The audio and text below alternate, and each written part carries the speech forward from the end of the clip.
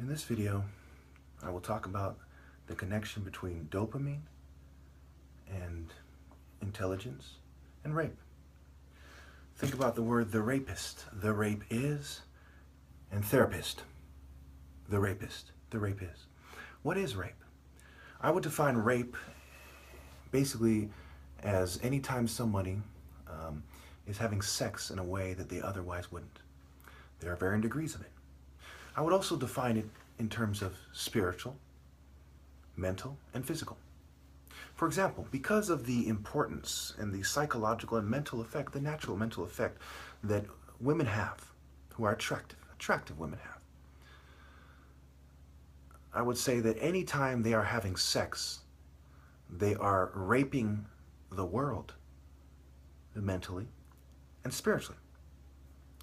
I would say that anytime anyone has sex outside of the divine order, they are being raped, male and female alike, unless they are obviously the benefactor.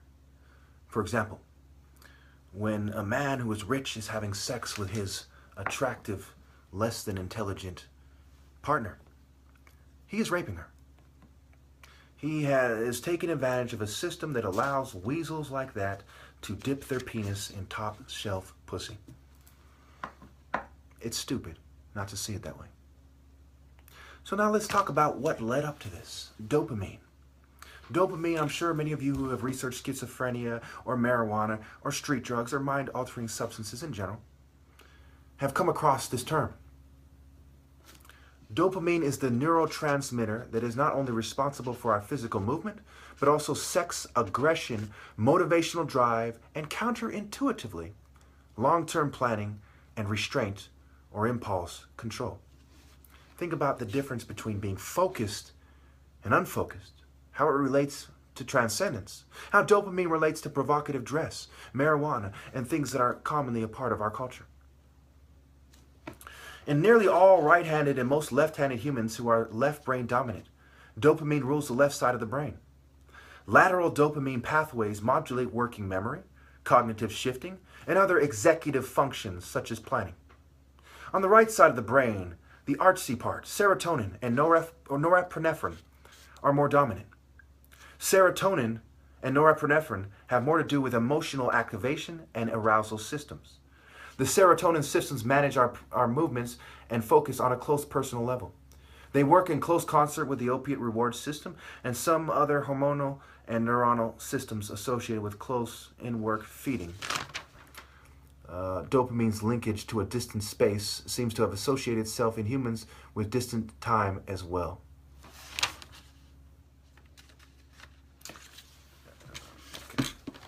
So basically, going over it again, I want to make sure you don't miss this part. Dopamine is the neurotransmitter that is not only responsible for our physical movement, but also sex, aggression, motivational drive, and counterintuitively, long-term planning and restraint or impulse control. Now, let's see. What does sex and aggression and restraint and impulse control and motivation and physical movement have to do with martial arts? Let's see. Dopamine is something that martial artists control more masterfully than anybody else. Okay?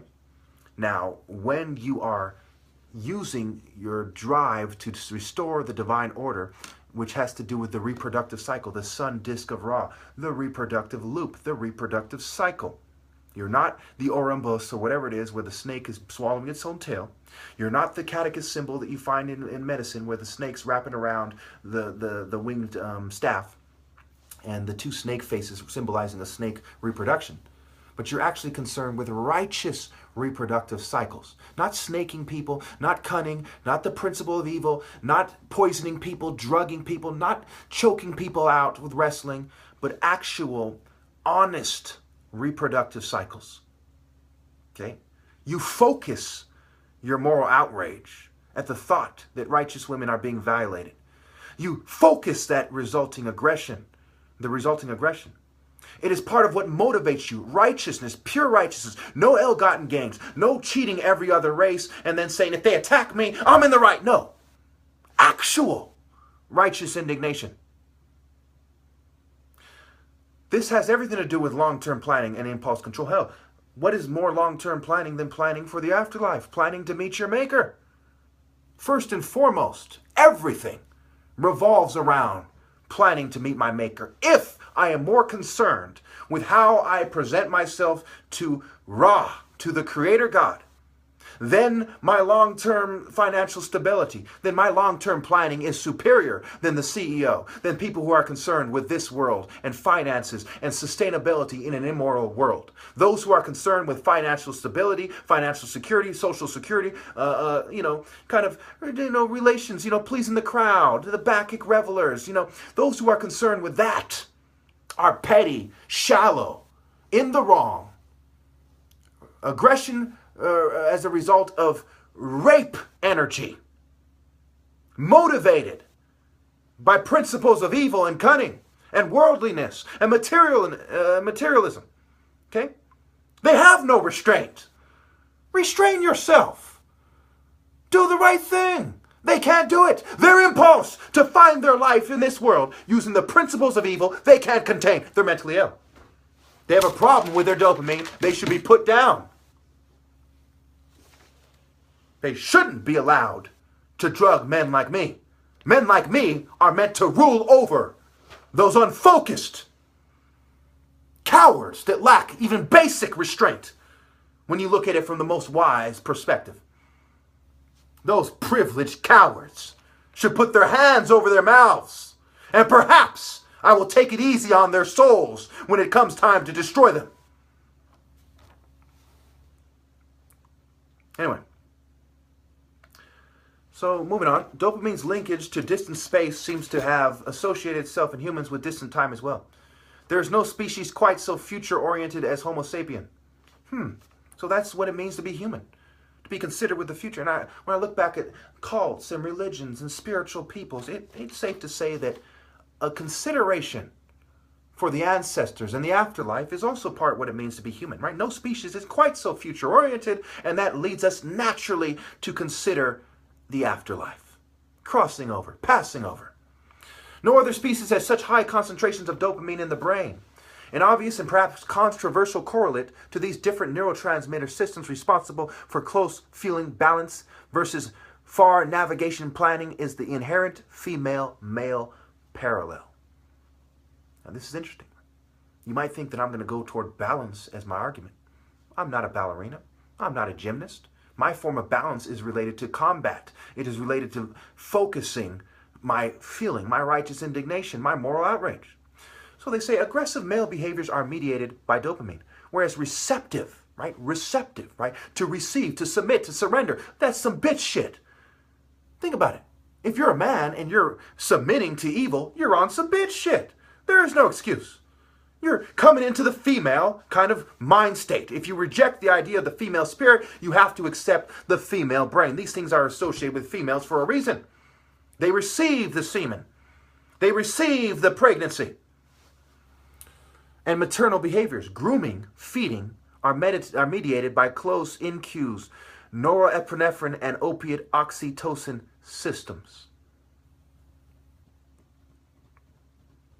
And of course, that goes back to what I said in the first part, where the norepinephrine and the serotonin are more associated. They're on the right side of the brain, the artsy part, not the left side, okay, which is where dopamine rules, right? Dopamine is more associated with the left side. Again, that goes back to sex, aggression, motivational drive, long-term planning, restraint, and impulse control. Okay. Psychiatrically speaking, it is probably not a coincidence that dopamine-related disorders such as schizophrenia, addiction, ADHD, and autism are more common in men, whereas the serotonin and norepinephrine linked to anxiety and depressive disorders are more common in women. Now let's think about this. Schizophrenia, addiction, ADHD, and autism are more common in men. Schizophrenia, right? Being out of touch with reality. Why is that? Because they're trying to make you act like a bitch. Right? Addiction, right? They're trying to get you addicted to substances that make you kind of space out and act like a bitch. If you start emphasizing the masculine spirit of non-submission to evil, when you have a Statue of Liberty, and Psyche is said to be the female soul in Western culture. Your soul is female. These are homosexuals that civilized the West. Socrates, Plato, Aristotle, Alexander the Great. He was a homosexual, a bisexual. Okay? You get what I'm saying?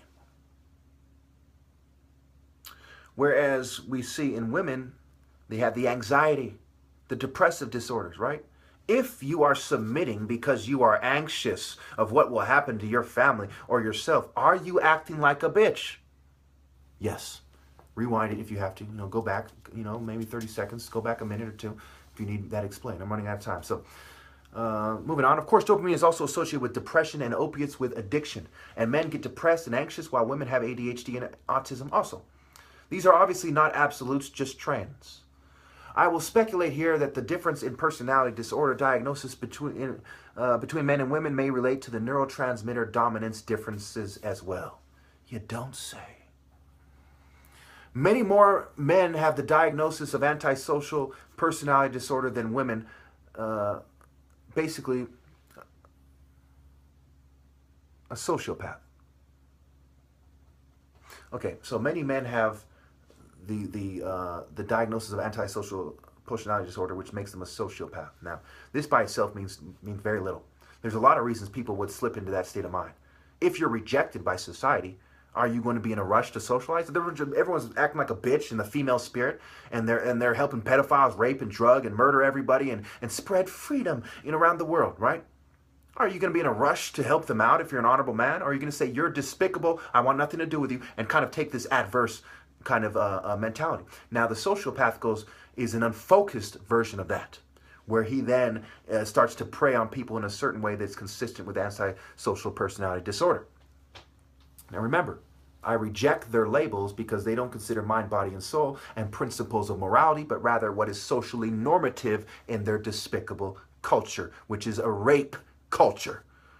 Excuse me if I do not wish to look at things in terms of what is socially normative in a rape culture.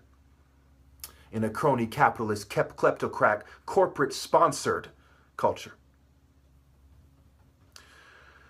A person with antisocial personality disorder generally lacks empathy for others and often struggles with impulsivity and aggressive drives and substance abuse, right? They don't have that restraint and that long-term planning. If I abuse these substances, what is going to happen to my brain in the long term? My ability to serve my Lord, my ancestors, my family, my community. Okay? If these people are consistent with sacred morality and deserve to be served.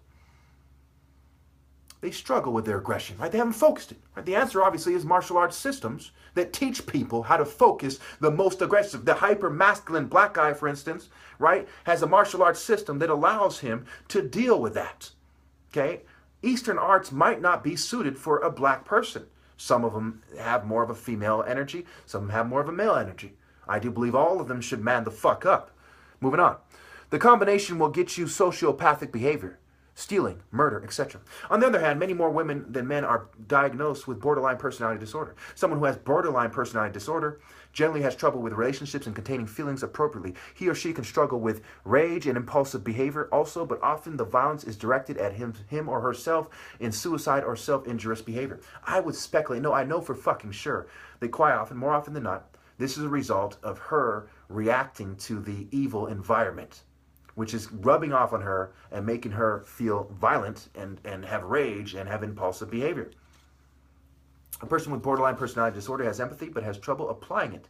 He or she likely has boundary issues and has a hard time sitting with another person's pain without feeling it too much as his or her own. This person is looking for someone like me to make sense of things, okay? And they're hurting. They're like, I'm hurting, I don't know what to do either. What do? You need to be told what you don't want to consider. That sometimes it is better to resist to the death, right? Give me liberty or give me death. How much more give me God's truest morality and his divine order that allows for the justice which allows for love, or give me death. Forget this body. We are dying anyway. Who, what, when, where, how, why is what we should be concerned with. Thus, he or she will feel very deeply for someone when it gets too much, push him or her away. People with borderline traits also tend to have impulsive behavior and have higher risk for substance abuse. That's all.